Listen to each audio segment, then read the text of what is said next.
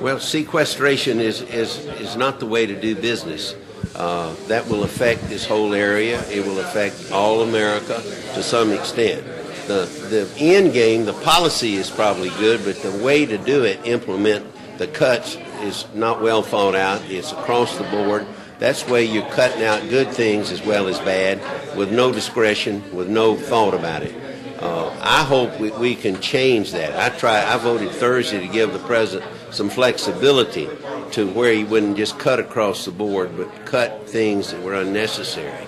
And the Democrats voted against that. We'll be back in Washington tonight. I'm sure that there's thoughts all over the country, how do we get ourselves in this mess? And we got ourselves in that corner because we didn't do our work. Well, the first step is to go to regular order, to see if we can give some flexibility to the president. The president wants more revenue.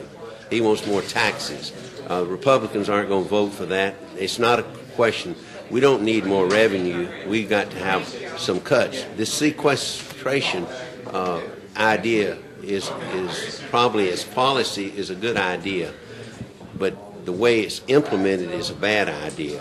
What we've got to do is cut. We're going to have to cut down the road. You know, this, as I've said earlier, this is just the beginning of the way we're going to have to bring spending in line. But we should be linear. We should be measured. We should be thoughtful of what we cut and how we cut. Well, right now, the sequestration is in effect. We're going to see how it's going to be carried out. And in the meantime, is there anything that's going to happen in Congress to suspend it or delay it or replace it? That's going to be part of what we'll be talking about probably this week.